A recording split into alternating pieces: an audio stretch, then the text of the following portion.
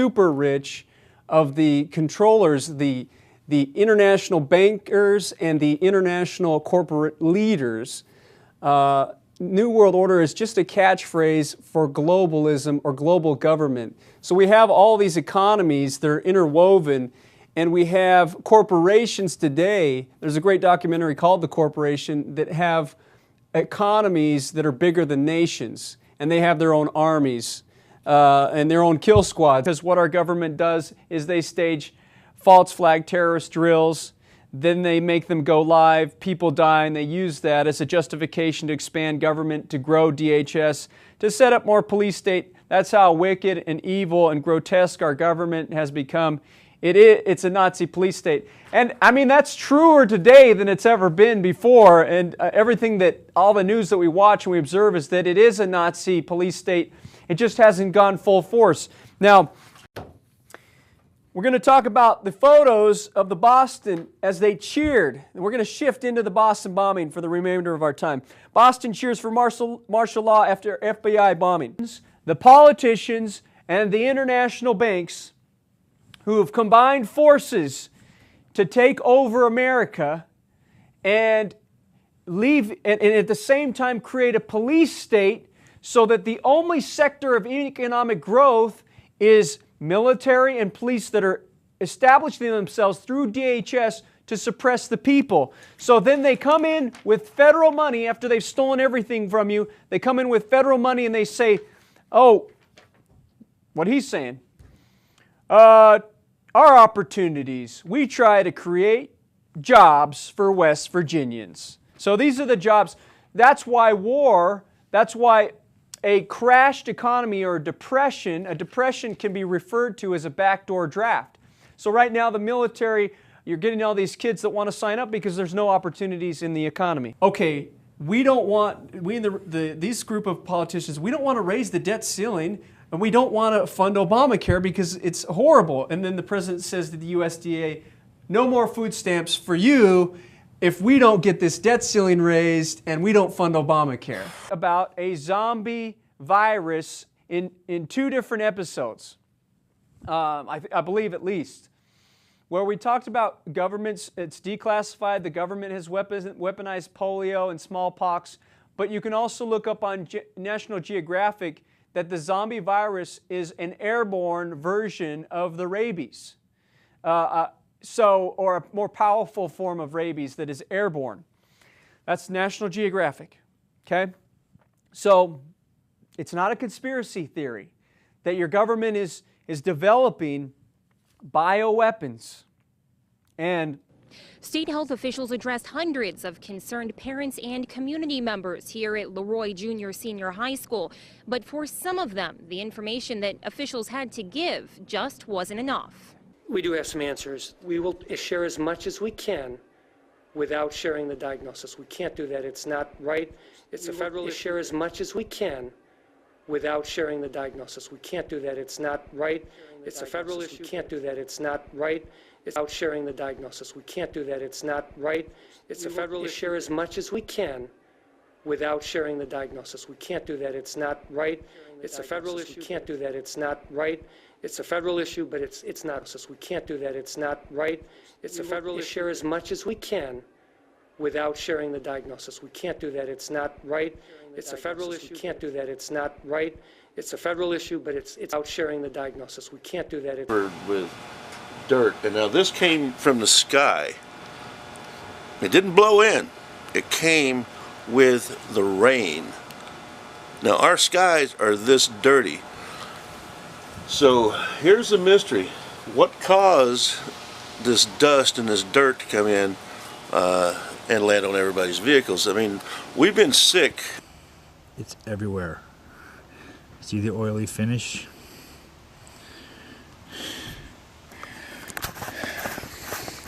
It's all over everything.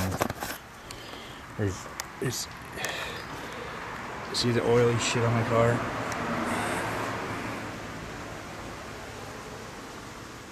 Right there, corrects it. All right. Right here, oily. What else could it be? What else could it possibly be?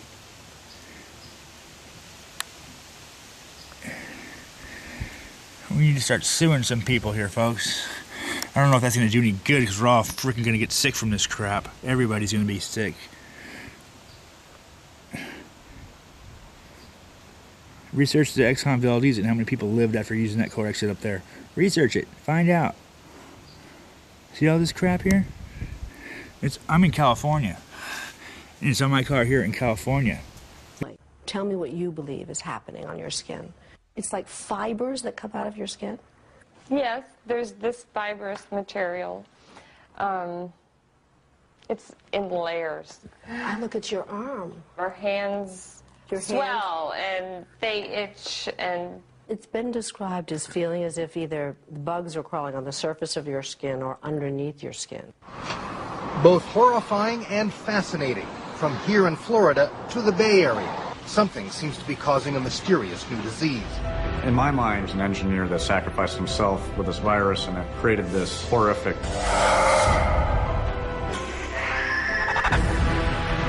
What we thought we knew is just a tiny tributary of what's actually going on. We'll find out who this was. They are not gods. They say out of slow-healing skin lesions will come bizarre filaments. We are now mapping. Those engineers made something they shouldn't have. We know that there is something real going on here.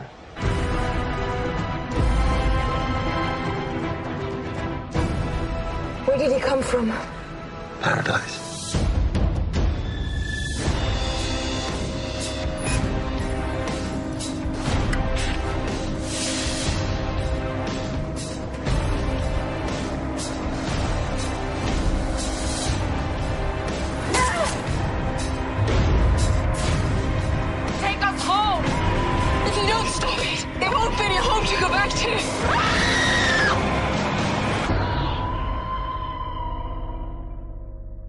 Big things have small beginnings.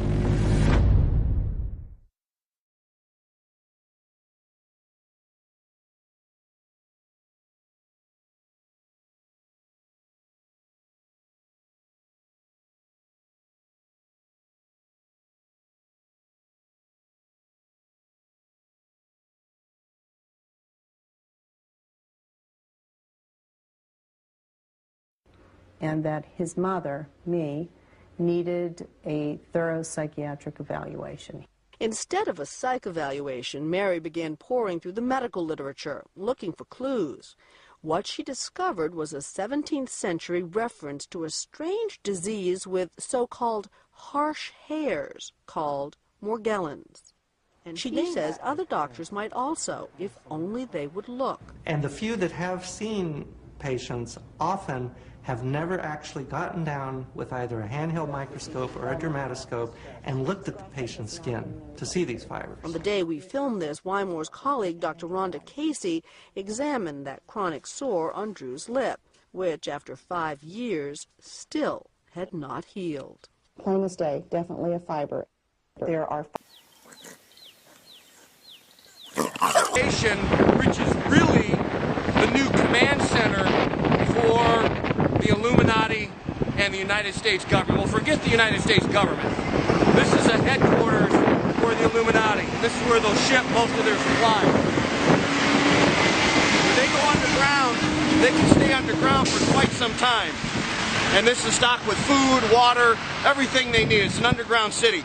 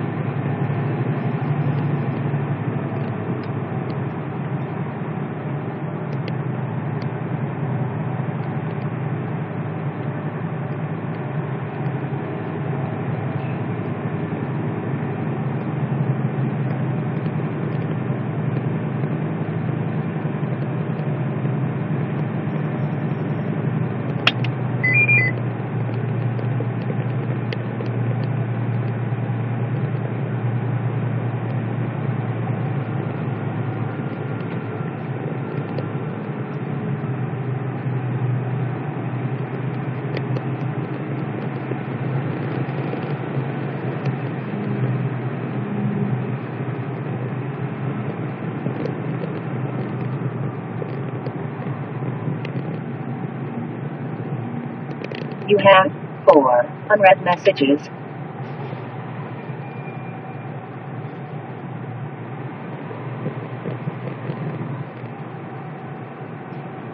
Of course. Why would you back up, you dumbass, when you can come around me? Yeah. Even in the tunnel, cars and people and cars drive like frickin' idiots.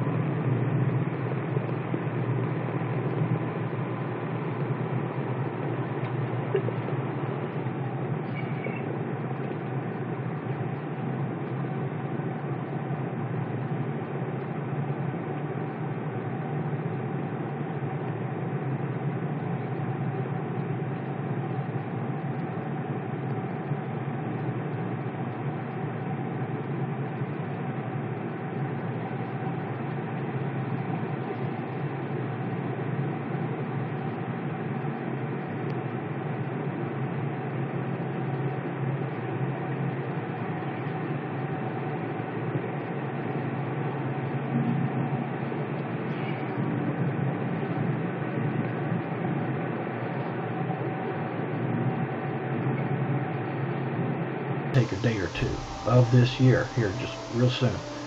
Officers in the U.S. military didn't seem to be aware of Obama and the globalist plan converging on Denver for a DEFCON 1 meeting, meaning nuclear war imminent, a cocked pistol drill. Email was sent to the U.S. Air Force Office of Special Investigations on September 21st of 2011 to alert them to a planned false flag nuclear detonation on U.S. soil somewhere in the American Midwest. The U.S. Air Force Office of Special Investigations were the ones who raided the Citadel gun and safe store in Las Vegas on August 21st to recover stolen nuclear warhead detonators. They were the ones who intercepted the transfer of improvised nuclear warheads by the CIA in the tunnels that connected the deep underground military bases on August 23, 2011. The impoverished nuclear bombs, the W-54 style warheads, they were being transferred via those tunnels to Washington, D.C. and New York City when they detonated during a firefight between U.S. military personnel and the criminal CIA, DHS, FEMA operatives. It would appear that the U.S. military had a deadline to meet and has already damaged, destroyed, or sealed at least 13 underground tunnels or bases, and perhaps their incentive was the fact that Obama, his shadow government, and the globalists had made plans to save their own hides while leaving the rest of us to fend for ourselves. Perhaps they investigated and confirmed that another false flag nuclear detonation was imminent and acted accordingly to prevent it. The following video details the contents of a Department of Defense document entitled Internment and Resettlement Operations, also known as FM 3-39.40. The document is 325 pages long and it is signed by Joyce E. Morrow, Administrative Assistant to the Secretary of the Army. It was created in 2010, however, has just been recently leaked to the public via the internet and can now be downloaded from multiple sources. In the description below, you'll find a download link for the document. I strongly encourage you to download it yourself and to verify everything that's being said here. The document outlines military procedures for internment and resettlement of civilians, and it describes the layout and the administration of these internment camps. It clearly states on page 38 that it applies within U.S. territory, and it specifically addresses the detainment of U.S. citizens, as is indicated by the identification procedures for new prisoners on page 146, which states that social security numbers are to be recorded alongside their photograph and fingerprints.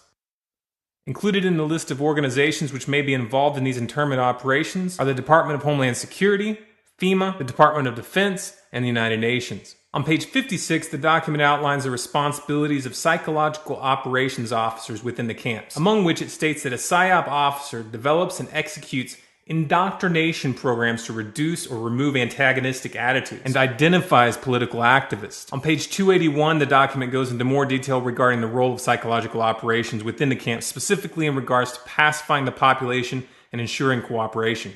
On page 238, it gives the conditions for the use of deadly force in such camps. Among the justifications for lethal force, it includes to terminate an active escape attempt. That point right there should make it clear that these camps are not benevolent disaster relief type facilities. On page 244, the document calls for the use of snipers during riots to, quote, scan a crowd and identify agitators and riot leaders for apprehension and fire lethal rounds if warranted. On page 260, it shows the basic layout for a facility focusing on detainment. It is depicted with interrogation areas, tribunal areas, and mortuaries. Each detainment facility is designed to hold 4,000 prisoners, and they are depicted with multiple levels of barbed wire separating compartments within the facilities, with a double barbed wire fence enclosing them, and watched over by 24 guard towers. On page 261, the document depicts the layout for what they call civilian resettlement facilities, which are designed to house 8,000 people. Though it uses the word resettlement, the plans show multiple levels of barbed wire dividing the sections of the facility, with double barbed wire fencing on the outside, as well as 16 guard towers. On page 262, the layout for facilities designed for what they call non-compliant prisoners is shown. These camps are designed to hold up to 300 prisoners, they have 3 interrogation centers, and are guarded by 13 guard towers. Now, if there's any question whether these plans are active or just theoretical, this should be settled by the fact that the U.S. Army has been running ads for job positions in these camps since 2009, and apparently, they're still hiring. Once again, if you look in the description, you'll find all the links you need to verify this information. It's important to note here that this document was created in 2010, which was under the Obama administration, and it predates the NDAA of 2012, which authorized military detainment of U.S. citizens. This clearly shows a long-term agenda at work. If you believe that this is important information for people to know about, then please share this video with as many people as you can. This is a message to the Russian army and the Russian people. This great Russian Major General, Konstantin P. Petrov, saw the Pharaoh show and knows how the Nazi Templars of Octagon, Switzerland were the brain behind World War II, who are responsible for the murder on 25 million Russians because the Swiss Nazi Octagon Templars financed and ordered Hitler throughout the whole war. Let's team up. Сейчас вот это то, что многие политики называют мировое правительство, силы Запада, там как Жириновский, мировое закулисье, это и есть. И сейчас, начиная со времен Древнего Египта, вот эта мафия, которая управляет процессами на планете Земля, она мигрировала, и сейчас ее основная штаб-квартира – это Швейцария. Кстати, вот информация к размышлению. Многие зрители наверняка смотрели фильм «17 мгновений весны» про Штирлиц. Если там помните, вот вся Европа полыхала в пожарах войны, а доктор Плечнер кормил лебедей в Женевском озере. И спрашивается, если фюрер был такой лихой малый, то почему бы ему не взять и не грабануть швейцарские банки? Там же ведь деньги, золото лежало. А Гитлер туда не пошел. То есть Швейцария была неприкосновенной. Почему? Да потому что Гитлер прекрасно понимал, что в Швейцарии находятся его хозяева. И весь победный марш Гитлера по Европе был ничем иным, как сдача ему под единое руководство всего людского, промышленного и военного потенциала Европы для броска на СССР. А зачем? А дело в том, что осуществляя вот эту самую глобализацию, вот эти глобализаторы, они подвели человечество к глобальному системному кризису. И This rare picture shows Adolf Hitler in Zurich, Switzerland in 1923, when the Swiss Templars financed him 30,000 Swiss francs, which is about €500,000 today, for the first financing only. And for the rest of the war, the Swiss Nazi Templars gave all the orders and made the concentration camps possible, even ordering them. These are all Swiss Nazi Templars' ideas. ее уже мы продаем. Я вот помню маленьким мальчиком, то есть я из-под крана запросто воду пьешь, и, в общем-то, никаких проблем. А теперь из-под крана вряд ли кто воду пьет. Даже детишки уже не пьют. Они знают, бутылочки надо покупать, продавать там, из них водичку пить. Следующая проблема вот в этом смысле, чтобы представить ее, как она решается. Вот представьте, мы та самая мафия.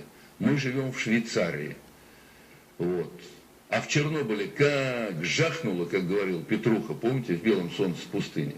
И радиоактивное облачко может до нас докатиться, и с неба дождичек может покапать.